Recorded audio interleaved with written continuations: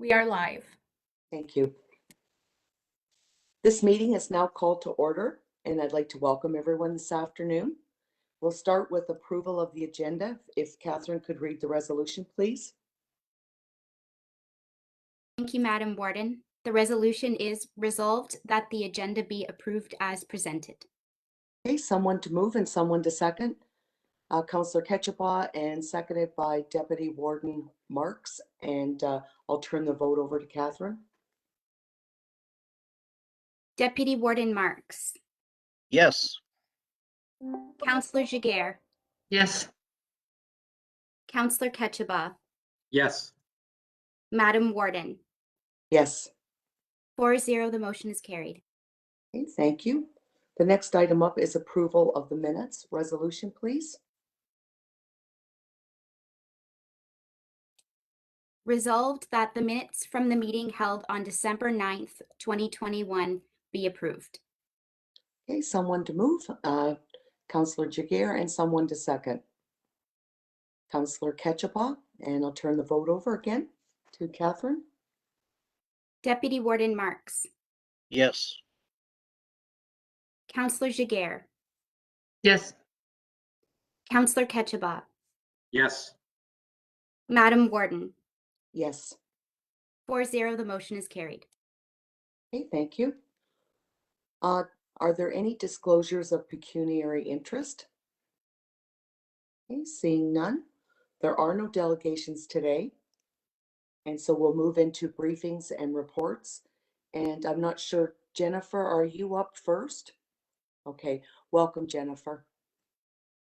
Thank you, Madam Warden, and Happy New Year to the committee. First of all, I'd like to welcome you to meeting 6 of the Budget Committee. The follow-up items from the last Budget Committee meeting are that we were requested to bring forward some further analysis of option 2 and option 1 for the consideration of the Budget Committee. And then during the last meeting, we learned that newly imposed weight restrictions on the Fillmore Bridge would significantly impact road operations for our local municipal partners. And as a result, it was not a viable option to further defer the necessary upgrades to this asset, and therefore to add back into the budget for 2022 the Fillmore Bridge for further consideration. Questions regarding the implications of using the growth reserve and additional OMPF funding were to assist in reducing the levy from 5.6 to an amount lower for 2022. And then further comparison reports of budgets to actual for information and review, which are provided in Appendix 3. The scenarios today that we will present include option 2 of the engineering presentation, along with Fillmore Bridge added to the 2022 budget. Additional funding from the Ontario Community Infrastructure Fund of $1.16 million is expected in 2022, and it has been indicated that this is ongoing for 5 years. However, at this point, we do not know if that amount will remain at 1.16 or if it will be decreased. So we have for now added that into the budget as a placeholder at 1.16 for 5 years. Additionally, we removed the generator from the POA building, and an overview also of anticipated debt repayments based on current data that are expected to be incurred for capital projects currently in progress will be shown. An overview of the years where potential pressure points exist will emerge as a result of all of this analysis. And additional line items are included for option 1, and those are the roundabout to remind you, and the 3 bridges, namely Fulton, Gillette, and Jamestown, as per their original costs. And then staff will offer some strategies to navigate 2022, and then some scenarios to additionally navigate needs into 2023 and beyond. The net income and capital assets are included in further details on Appendix 1 and 2. And in the next few slides, we're going to discuss those in more detail. We start first with our net income budget, and from there, the capital asset funding is contained within the net income budget. And this is included as OSIF funding, federal gas tax funding, and amortization, which is a non-cash item, but is funded. And then other funding items for capital projects, such as the Ministry of Health compliance premium and construction completion funding. We also have in there some one-time matching funding, but these items do not have impact on the levy, so we have left those out just so that we have a higher level to look at what we're dealing with. And then for the purposes of this presentation, we've left the growth reserve and the levy set in the prior presentation at 5.6. On the next few slides, these items are further illustrated numerically to help clarify what's available. And then on the available to fund capital projects tab, amortization is funded as a non-cash item and is used in turn to support capital program. The OSIF funding and federal gas tax, which is now called the Build Canada Fund, is also in the net income, but it is used to fund the capital projects. And then funding from other sources, such as funds to be received from Ministry of Health and Terrace Lodge, are used for capital fund. So in the net income budget, you see we have a surplus of 7.9. We add back the amortization of 12, and then we remove the OSIF funding and the federal gas tax, which shows that we have in 2022 and beyond, we have 16.5 million in levy to support our capital projects. Additionally, we have in 2024, approximately, that's the year we're anticipating it will start, the building renovation fund, and then the Terrace Lodge redevelopment construction fund, which will be an ongoing amount for 25 years. On the next slide, we start with the levy available for capital funds, which is our 16.5 million. And then we add in the capital projects, which are 20.3 million in 2022. And going forward, you can see the varying amounts there. So the capital needs that still need to be supported after the levy is 3.7 million, of which OSIF and the federal gas tax fund can support the majority of that. However, after the capital project current is funded, we also need to look at the debt that we've incurred over the last few years. And the county has incurred 12 million in debt. Now, the interest portion of this debt has already been accounted for in the net income statement. So we will just talk about the actual payments towards the debt. Additionally, we have not added in here yet the funding for Terrace Lodge. That funding we expect to be somewhere in the neighborhood of $25 million to finish the project, and we're suggesting that at this point it may be best funded over a 25-year period, which matches the funding that we will receive from the Ministry of Health. So that can be shown on the next slide. So once the actual and estimated debt repayments are factored back into the 10-year plan, we can see that there are some emerging pressure points here for the years 22, 23, 25, 26, and 31. And then we had also talked about option 1, possibly adding it back into the program. If we did this in the latter years of 27, 28, 29, and if MTO partnered with us on the roundabout we should be able to fund those in those latter years. Now, having said that, should funding become available in another earlier year, we could certainly reassess that and maybe readjust some projects to accommodate Elgin's share of the cost at that time. And staff would also investigate further measures to address the pressure points. At this time, we should focus on 2022 because that is really our immediate need. So if we look at the next year, the next slide, Gemma, we do have in 2021 some bridges that we were working on. And after consulting with engineering, these projects are substantially complete, but not 100% complete. So they will remain open in the carry forward.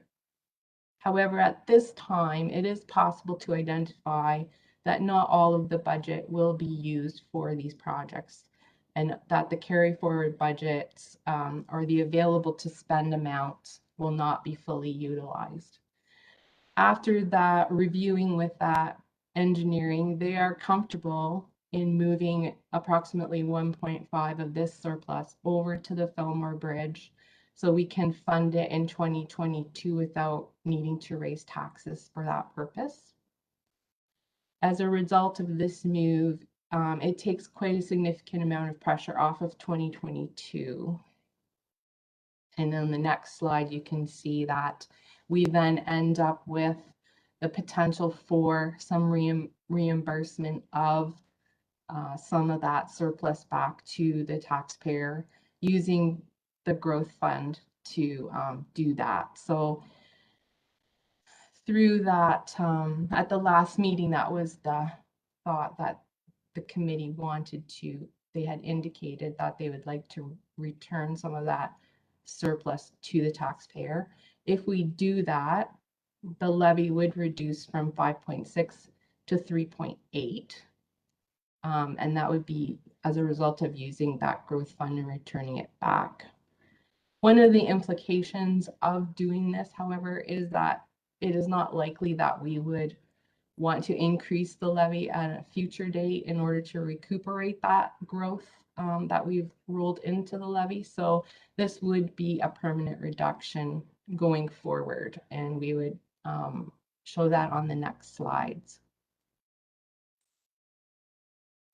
Once we do that and we roll it in, we can see that 2023 and beyond require some further options to accommodate some additional pressure points in 23 and now 24, 25, 26, and then again in 31. On the next slide, we do see that should the committee choose to set aside that additional growth reserve, that the taxes in 2022, the tax rates would go up about 1.6% as per the chart below. The landfill rate, however, isn't set until later in the year, so we would have to wait for that amount. It shouldn't be significantly different, but it may change.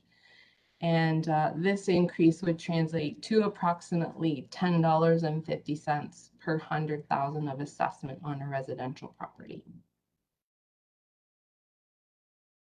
On the next slide, some strategies that we can implement for 2023 and beyond. We can put the growth reserve on hold, and that can be delayed until a year where there is a surplus. And we can put that surplus away to have it available for use in the future. And this would have to be monitored because we would not know the actuals until then, but this is just a strategy that we could use. Again, once the transportation master plan is received and the asset management program is enabled, the county will have better data on which to fine-tune our project timelines. Moving projects ahead a year where a surplus is available may be a possible option and would certainly help with the funding pressures. And we could adopt, and we do in most cases, adopt a best practice to put surplus funds from prior years into reserves for use in those years where there is unusual pressure. And still divesting of assets, we can still investigate that as an option. Additionally, a longer term financing of a major build such as Terrace Lodge could be termed out to the 25-year maximum to match the funding envelope and would remove pressure with a longer repayment period. The repayments or the payments are a little bit lower and therefore would match the funding that we would be receiving a little closer. These strategies are shown on the next slide for the review of the committee with just as possible options. And just to further mention that this is a flexible plan, and as knowns and unknowns are received, we can certainly make accommodations. And then just again, for your information, the increase on the levy that we have used until is 5.6 until 2020 and 2030, when it decreases to 4%. So on the next slide, we show just some of these strategies as possible options in order to fund them. At the end of the day, we would be using, we had talked about 29 million in growth. We would be using about 14 million of our growth funds in order to make this plan viable. But we would still have some available for future if they materialized as we expect. In summary, in 2022, the Fillmore Bridge and a slight reduction in the tax rate have been outlined for the committee's review and consideration. Option 2 and option 1 have been incorporated into the 10-year plan at this in this presentation, using strategies to mitigate the impact on some years showing significant pressures. And these strategies include but not limited to 25-year term for debt on Terrace Lodge, the use of capital surplus that can be set aside for future use as we are able, use of the growth reserve until the capital plan can sustain itself, and then set aside some for use in 2031, and then possibly moving projects forward or back to mitigate the need for further debt as we are able. And then, as requested by the committee, the comparison reports of budget, actual, and variance have been included at the end of this presentation in Appendix 3 for years 2020, 2021, and 2022 for the committee's review. At this time, I wanted to just say if there's any questions, otherwise the suggested recommendations are presented for your consideration. Thank you, Jennifer. Are there any questions for Jennifer from the committee?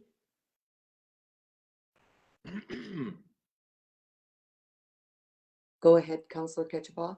Okay, thank you very much for that presentation, Jennifer. If I read it through completely and if I understand, essentially you've already built in the extra allocation for the OSIF into the 10-year plan. So it's already allocated forward. Yes. Anything that is quantitative, we've already, you've done a very good job of already accounting for. Some of the things that are coming down the pipe that we can't quantify just yet, such as supplementary rules, numbers coming forward in the spring, such as the onboarding of the, lack of a better phrasing, the Ford lands when they get up and moving forward, which would help for some future years pressure as well. If I understand what you're suggesting, at this point, you're looking at a tax rate increase of 1.68? Yes. It's better than what I was anticipating going into this. The levy increases 3.85, but the tax increase is 1.68. Understood. Well, that's what people are going to feel the impact on in their pocketbook, is the tax rate. Right. The levy is interesting because it gives an idea of what the expenditure is going to be. But how it's going to affect people's pocketbooks is when it comes right down to it. I guess it was more of a comment than of any particular question, but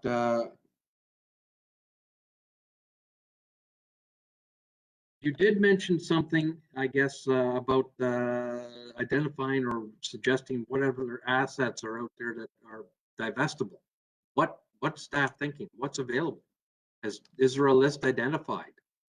I think that my reference to that was related to the bridges. Our last conversation Right.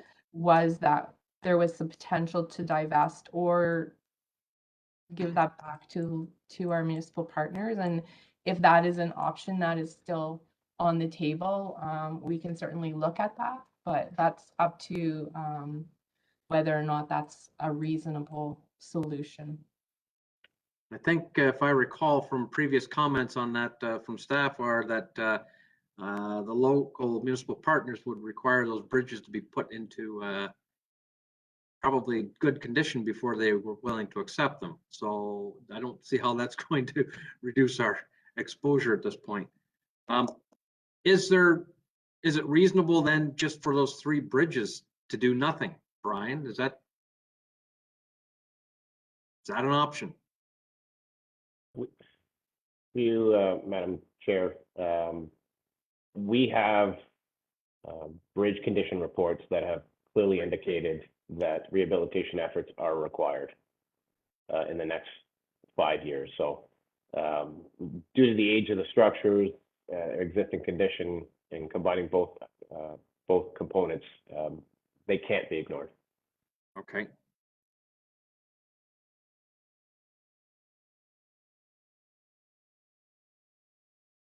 Madam Chair, at this point, I'll yield the floor to someone else. Okay, thank you, Councillor Ketchupah. Any further comments from the committee members? Go ahead, Councillor Jiguer. Thank you, Madam Chair. I think similar to Councillor Ketchupah, it's more sharing my comments and observations. I like what I see. When I go back to the very beginning, we talked about goals and objectives. We looked at the survey and the input that we got from our constituents and the pressure points. I feel that, like, I don't know, it's like, am I missing something? This is almost too good to be true, because I feel that, and maybe that's my question, I want to confirm with staff, your level of comfort, both financially and with infrastructure maintenance, and not, kicking the can down the road, because I feel we are achieving a nice balance, like a reasonable increase. I think that is achievable for our ratepayers, despite the pressure that they're experiencing. And yet we're still moving forward. Like, I don't feel that we're moving forward on modernization with various softwares we've discussed at length. We're moving forward on infrastructure projects. We're not taking risks with bridges because we know what can happen. And we don't want another fallen bridge. So I really like where we're heading. Like, it feels very balanced. So am I reading this correctly? And are both staff on, I would say, from a financial and infrastructure perspective, comfortable?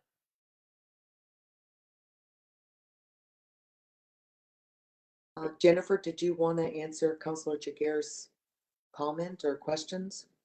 I feel that I'm very comfortable with it, or I wouldn't bring it forward to the committee. I think Brian and I have collaborated, and I feel he's comfortable, but I won't speak for him. I think that we can deal with 2022, and then we can certainly look at 2023 and beyond as that arises.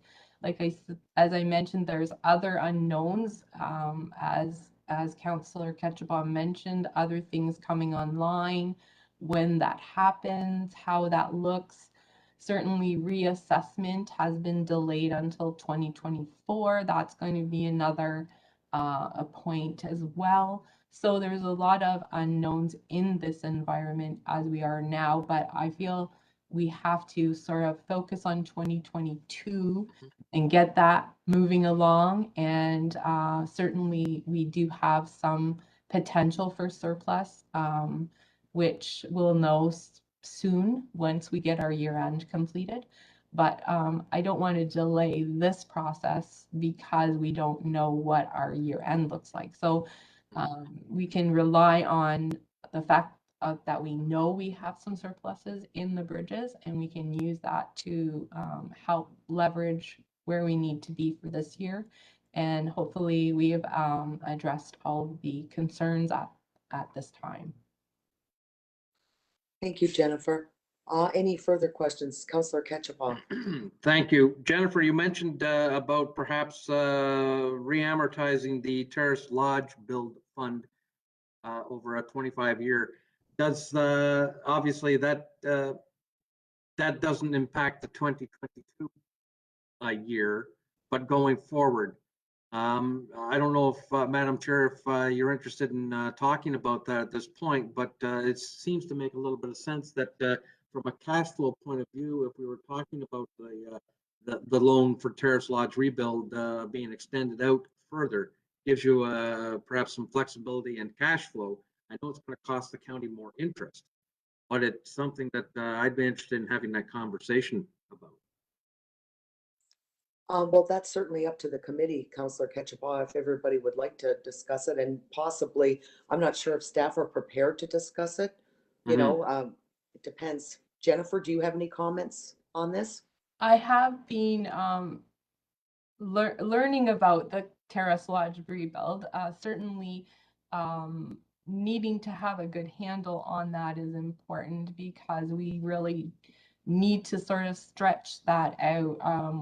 Once we realized that we were getting compliance premiums for 25 years, it didn't really make sense to put pressure on the years in advance of those 25 years, because a lot of the money that we're borrowing is part and parcel related to the Ministry of Health funding. So, you know, we don't get it up front. We have to build the facility up front, but it takes us 25 years to get that money. So it just makes sense in order to relieve the taxpayers, you know, the payments on that, so that we can end up at the end of the day sort of matching where we are, and that will keep our side of it as well sort of leveled.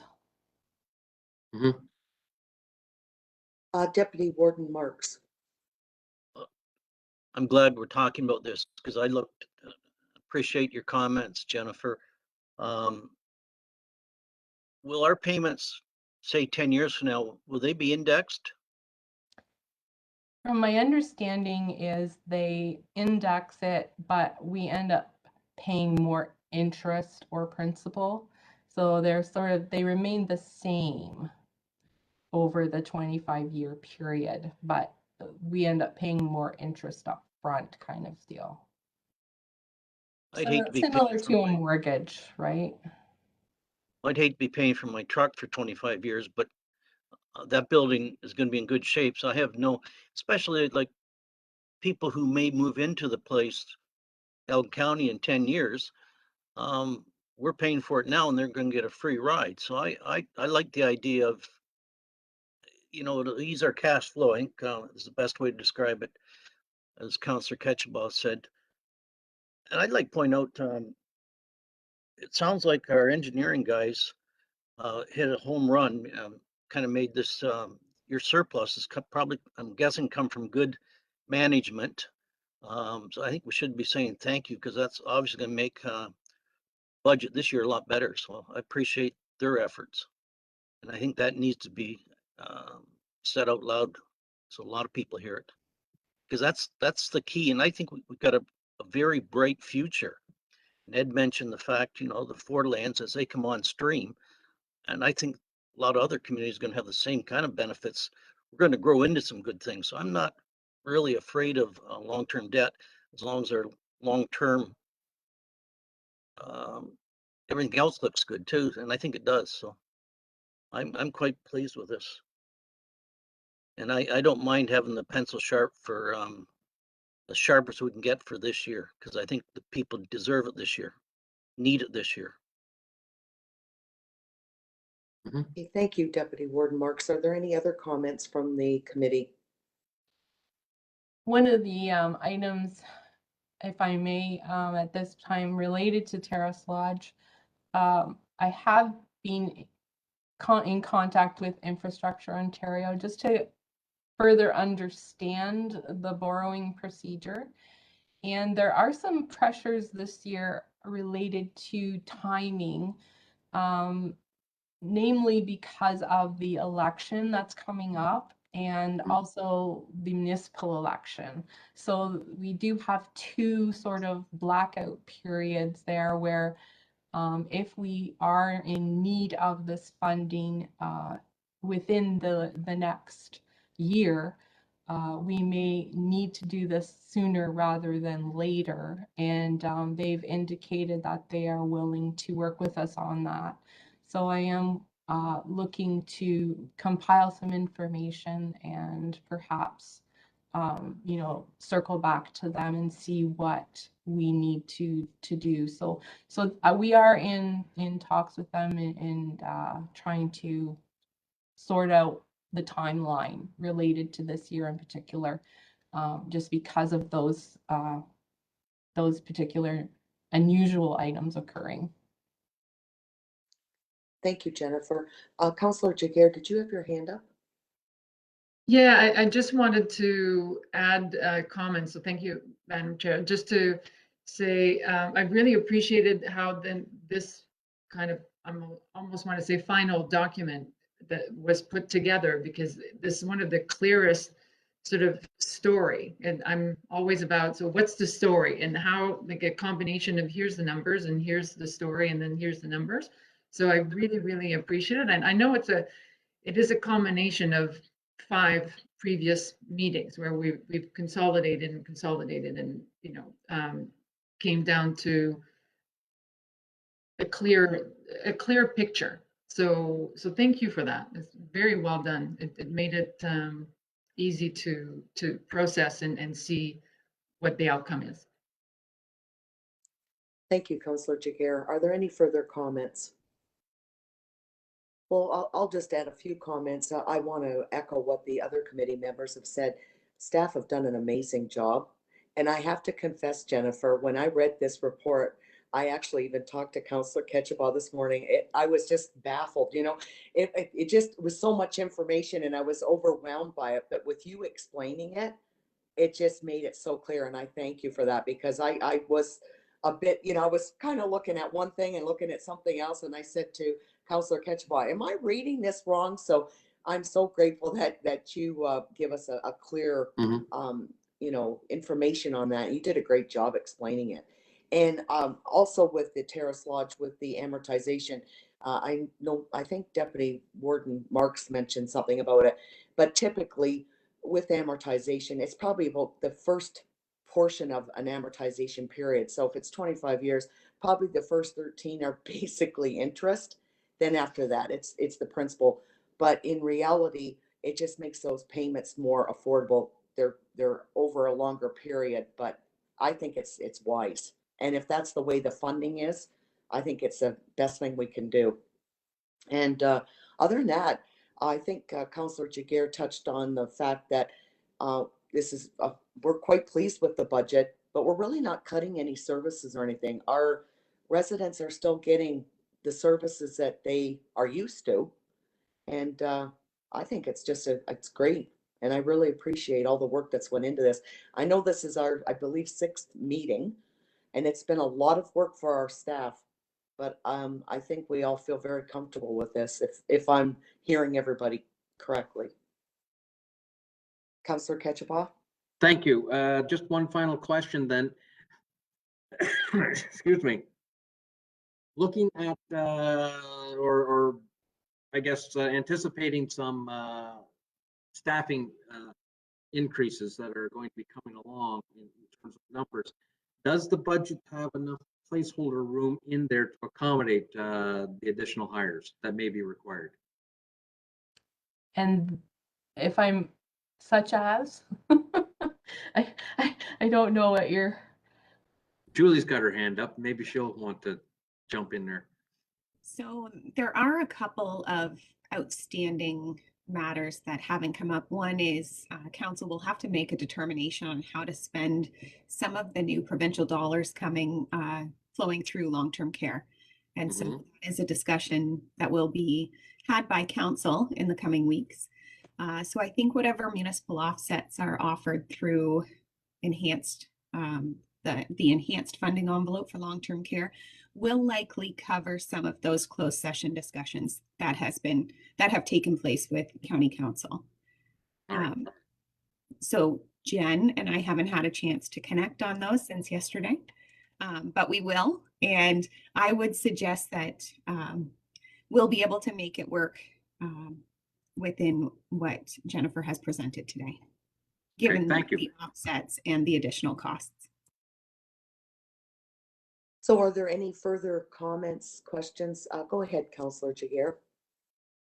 Yes, thank you, Madam Chair. I wanted to touch on the detail, the line by line that's been provided. I'm assuming it's not a separate agenda item, right? So is this the right time? Sure. So again, so thank you for putting that together. Again, I think when we have the opportunity to look at trends and to compare budgets versus actuals, it tells a story, which I find particularly useful.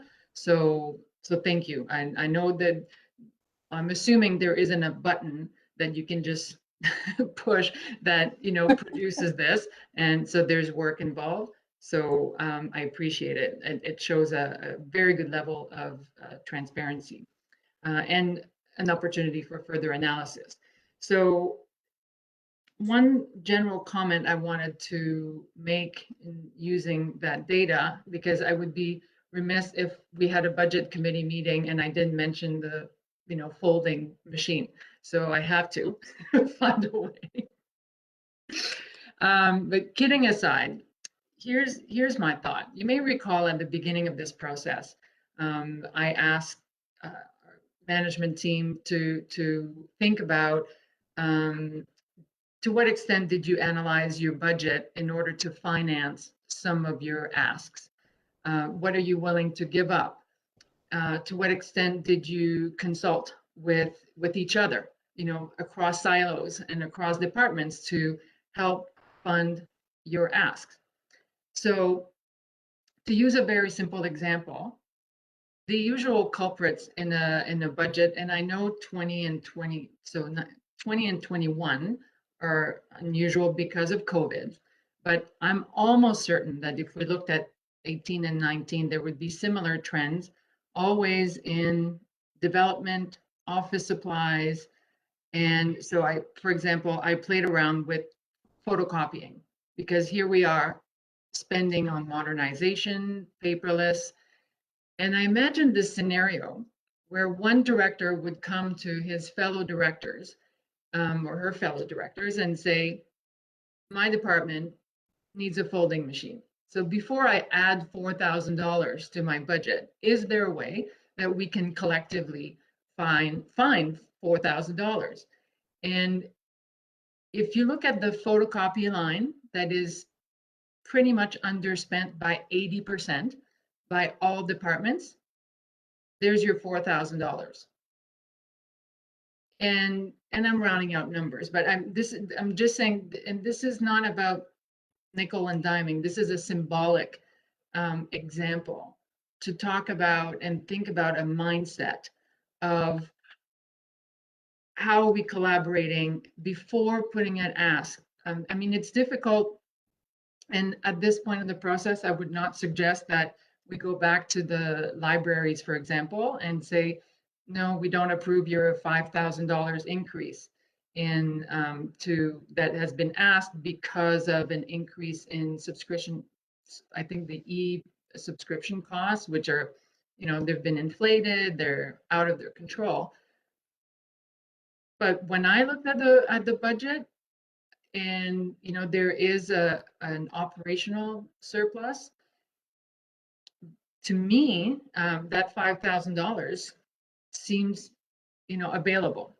So that's the story that I'm hoping that moving forward, like each year we get so much better, and we're providing different pieces, and we're providing additional opportunities for analysis, and for finding, like giving up certain things by really looking at the lines. And I know it was said that we shouldn't cut on development, and nobody's suggesting cutting, but if year after year after year that line is not spent, then we can sort of make it look good by saying all of those lines are flatlined, but in fact, they're very well underspent, like 30, 40, 50, sometimes 80%. So I just wanted, that would be sort of kind of a wrap up. Like I think there's an opportunity to really go to that next level in a future year and using that information. Okay, thank you, Councillor Jiguer. Any further comments? I have a question, and it's and I could be way out there on this one, Jennifer, but from just elaborating from what Councillor Jiguer is talking about. So if there's if let's say, I'm just going to say library budget had 5,000 left in it at the end of the year, does that get rolled back over into general reserves, or does that stay in that budget and they just add to that for the next year? It rolls over, right? What happens is at the end of each year, those lines are closed out. So if they have a surplus, that surplus goes into what has been called in the past the mill rate stabilization reserve, and you may have heard that before. That's a kind of like our working capital, but we can, going forward, I think I would like to have a working capital reserve, and maybe the mill rate stabilization just gets renamed. And then if there are surpluses, if we don't need to reinvest in our mill rate stabilization, those surpluses can be set aside for things like, funding the capital plan or an increase in services as we need them to be in the future. So I think that certainly that's where it's kind of been put. And I know that if we have overages or under, we usually use our mill rate stabilization or working capital to fund those overages or shortages. So that's sort of it's kind of like our working capital fund, really. And that's where those surpluses go. So the only carry forward that is carried forward are specific for projects in the operating fund. And that's where you will get the carry forward closed report in the near future. And those are the items that would be carry forward only. Okay, I appreciate that, Jennifer. I thought that, but I just wanted clarification on it. And I have to agree with you. I never have liked that statement, mill rate stabilization. I think I've had this discussion before, but maybe we need to change that. That could be confusing people too. So good idea to switch it to a different name. It could be the same thing, but have a different title. Are there any other comments or questions? Okay, I don't see any hands up. So I don't think we have anything else to discuss, do we, Jennifer? I think that's everything. Oh, sorry, Julie, go ahead. No problem. I think this might be a great opportunity to hear from the committee what your expectations are in terms of the presentation to council with respect to the budget at the special council meeting. So what do you hope that meeting accomplishes? What would you like us to present? Would you like to have department heads do a presentation? To what level of detail would you like us to present? Those types of questions, having answers to those would help us over the next week or so prepare for that meeting. Okay, I'll turn it over to the committee. Deputy Warden Marks, do you have any ideas on this? Well, maybe a question like, why are we having this meeting? Has there been a request? And if so, maybe we should let the people requesting ask them what they want. Because I'm actually, go ahead, Julie. Yes, Julie? so last year we had very intense budget meeting in kind of lumped in with a regular council meeting. And feedback at the time was it should be a dedicated meeting where there isn't a sense of urgency to get through a council agenda in order to have a discussion about something as important as the 2021 budget at the time.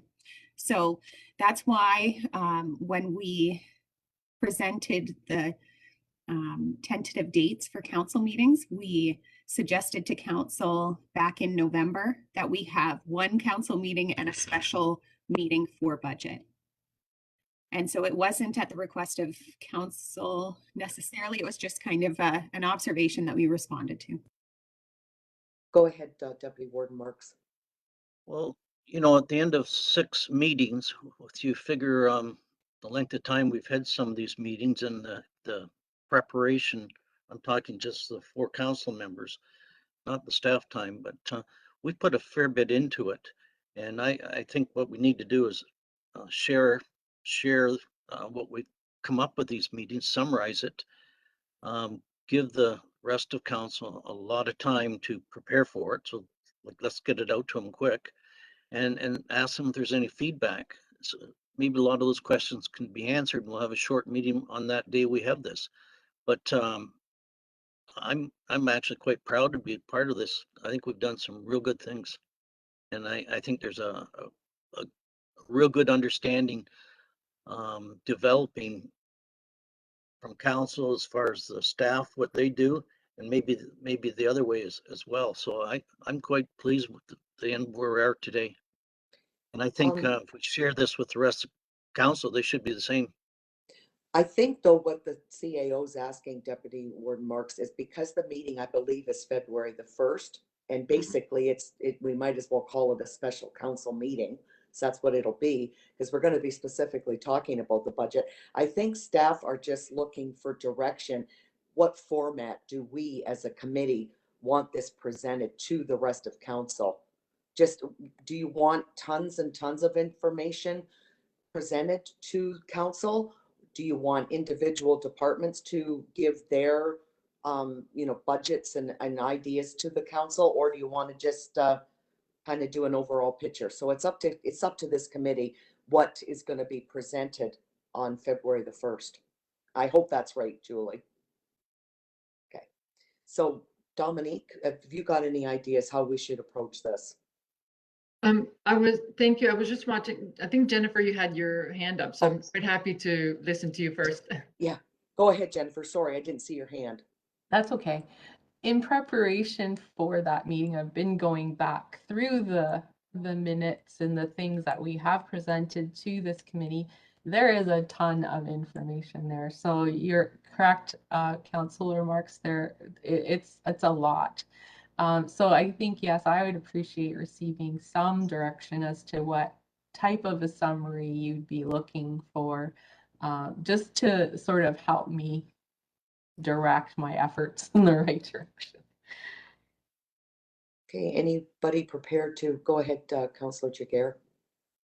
Thank you, Madam Chair. I'll just launch the brainstorming, but what I'm thinking, because so all the minutes and all the presentations, agenda packages are available. So if anyone was interested in that level of detail, they could go and access those. So I'm wondering if the presentation is something like a brief description of each meeting. Meeting number 1, this is what was presented, and this is what was decided, and this is what was asked. Because I think that's how we progress. Like each meeting, we received this, and so we wouldn't describe what we received. We just say like we received an update, we received, and then if anyone wants to see the actual presentation, they could go on the original document. But like, yeah, at each meeting, I feel like there was a pattern. We received, we decided, and then we ask one more thing. And then and we did this like 5 times. So we could then lead council to see how we arrived. And I think then we just present I say we as in staff, present the final recommendation from this committee, which then that would be the opportunity to highlight key changes, like we are enhancing various services or internal tools and, you know, key capital projects. And so it's like, okay, so now here's the final result, and not, it wouldn't be too far from what you presented today, because I did find it very clear. So that's the first thing that's coming to mind. Jennifer? Would you like a high level summary of what is included in this budget then? Yeah, I think all the key changes, because I think someone mentioned earlier, we're not cutting anything or really delaying anything, but we are enhancing quite a few services as per the service delivery review. And we are moving forward with a number of capital projects that have been identified as essential. So yeah, definitely a highlight of all the major purchases or changes or projects. Councillor Ketchupah, do you have any ideas further to Well, what has been talked about? Thank you, Madam Chair. It seems to me that I understand completely what Councillor Jiguer is getting at, and I certainly appreciate the story aspect of how we got here. And I think that she's correct when she's saying we don't need to reinvent the wheel and go through the entire process all over again. But it's a summary of trying to explain to council how we arrived here and what here looks like. So I'm quite comfortable with that that style of meeting, and it still affords the opportunity for council members to ask specific questions along the way of what may or may not be pertinent to their interests. One thing I'm wondering about is it this meeting that will be coming up on the 1st of February, is that where we will, or is there any anticipation that we council will have a discussion on tax ratios? Jennifer, do you want to answer that, please? Tax ratios, I have a present, I have a table that has tax ratios in it, so I can certainly provide that at that time. Well, I'm thinking it's always been part of the discussion towards you know, the finalizing of the budget and moving forward. And of course, since since the reassessment has been delayed and delayed and delayed again until 2024, I don't anticipate any changes to those ratios. I'm just wondering if that's going to be part of the package coming forward. I can provide what I have. I know that the tax changes letter that we were expecting from MFOA or Minister of Finance has not been received yet. I believe that should be coming shortly. So I haven't seen that. So we have provided these numbers based on last year's numbers. Yep. And the anticipation that they won't change significantly, as you say.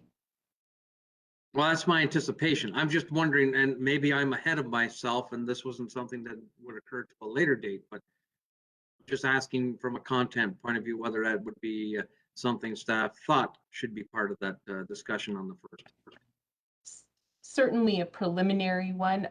The final one, I don't think can be done until we get the landfill one and all that, and which will be later in the year. So, I mean, a preliminary, I would not expect it to change significantly though, as like due to the fact that there's no reassessment, etc. That's right. Okay, does that give staff enough direction as to how you want to get this prepared for that meeting, or do you need more information from this committee? Like, I see it as kind of an overview. So we've had the 5 meetings. It's kind of an overview of them. I don't know if this is easy or not for staff, but even if there was something pertinent, just have a link, you know, so that if if counselors choose to they want to get in and learn a bit more about something, you know, if you thought it was pertinent, you could put it as a link and they could click on that and, you know, do a bit more research if they felt comfortable with it. So there's not so much reading. It's kind of up to each counselor how much they want to, you know, go into that detail. I don't know if that's something that's easy to do, but I find that helpful sometimes if there are links and you can click on and get a bit more information about certain topics that you feel that maybe you know, important that all of council understand. Mhm. Just an idea. Are there any other ideas from the committee? Julie, do you feel comfortable with that direction? Yes, though I would suggest that we go into a bit more detail than just high level with respect to any service enhancements or any sort of Mhm. new initiatives, changes over last year. And this is because the committee, while you did review projects and initiatives and services, the committee itself has no authority to Right. approve or deny those. So council has to know what you reviewed and denied, or recommended not be included in the budget, so that when the budget is approved by council, everyone has confidence in the projects and services that they are approving. Certainly. And that Right. makes sense. So that's the only thing that I just want to make sure staff are clear on, that we'll dedicate maybe a slide in the presentation to every single new initiative that the committee recommended be included. That sounds good. We can certainly try to make this as streamlined as possible and provide some links when we can, provide council with information as to how to watch the videos themselves, and incorporate any portions of previous agendas that we think are relevant for their needs. Okay, sounds good. Okay, are there any further comments or questions? And our next item up is other business, and I don't believe there is any other business. Councillor Ketchapaw? Just Go a ahead. question for you, Madam Chair. Are staff looking for endorsement of the suggested recommendation? Yeah, we will. Yeah. Or you're not there yet? Or It's just that we were having this conversation and I just wanted to finish this with the business and everything, but we will be looking at the resolution next. thank you. So now that we know that there's no more further business to discuss, I'll turn it over to Catherine to read the resolution, please. Thank you, Madam Warden. Be it resolved that the Budget Committee recommend for Council's consideration the 2022 budget as presented, and that the recommended tax rate increase of 1.68% or 3.85% increase on the levy be forwarded to Council for their consideration, and that the Budget Committee recommend that the 2023 to 2031 budget with option number 1 be presented to Council for their consideration in principle, and that the landfill rate be accepted in principle and amended as per Regulation 9517 once updated for 2022. Thank you, Catherine. Someone to move and someone to second. Councillor Jaguar's moving and someone to second. You can pick either one of us. Councillor Ketchapaw, and the vote, Catherine, please. I'll third it. There you go. Deputy Warden Marks, Yes. Councillor Jaguar, Yes. Councillor Ketchabaugh, Yes, Madam Warden, Yes. 4-0, the motion is carried. Okay, thank you, Catherine.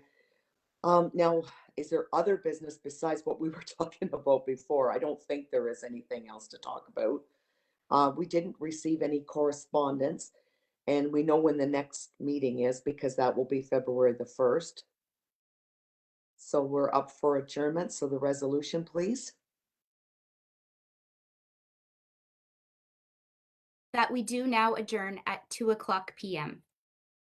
Okay, someone to move and someone to second. Deputy Warden Marks and Councillor Ketchapaw, and we'll call the vote.